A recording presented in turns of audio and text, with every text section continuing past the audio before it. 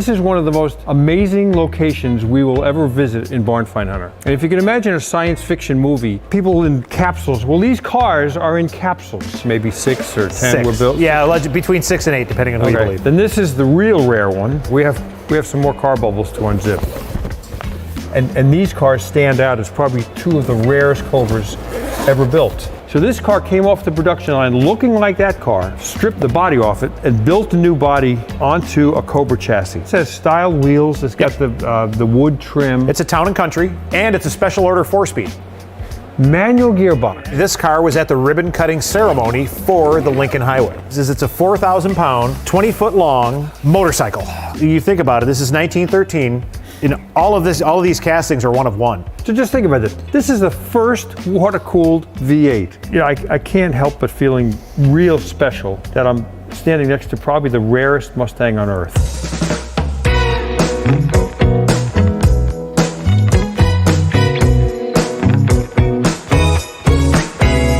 We've been so fortunate on Barn Find Hunter to be invited to locations that are not open to the public. By giving us this opportunity to come to locations like we're in right now, it gives you an opportunity to see what you normally couldn't see. So I feel really privileged to be able to bring you an opportunity like that. This is one of the most amazing locations we will ever visit in Barn Find Hunter. And if you can imagine a science fiction movie where people are kind of in suspended animation,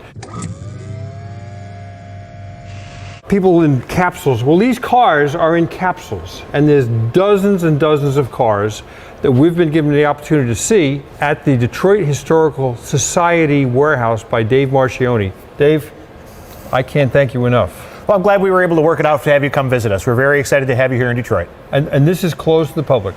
So if you think about a museum typically displays between 5 and 7% of what they own.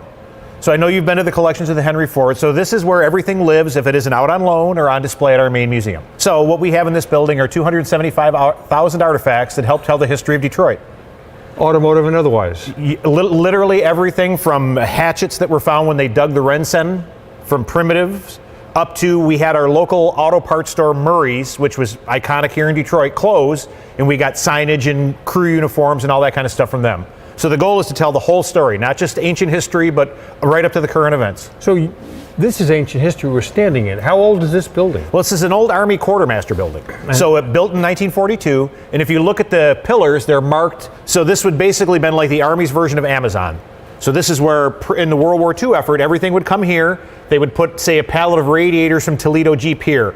When they needed them, hey, go to D18, get me a pallet of radiators, and they would go out the back door, and you've seen our proximity to the river, and then they would ship. So the public can't come in here? So if we have an opportunity, if you become a member of the Detroit Historical Society, for a small fee, once a year we make a special tour available to our members, which we'll do. It's fully curated. We have a different staff member with each area. You'll get me in cars. You'll talk to all of our archivists, and it's a really, really neat experience. Got it. So you found that this is the best way to maintain these cars and these bubbles. Well, because we're in an older building and it's certainly not the sterile environment that we would love to have, this is our best case scenario. These are car capsules. We've been dealing with them since 1999. Phil and the guys there do a great job. They take care of our product, and some of these bubbles are more than 20 years old. Well, it's a good product. Yeah.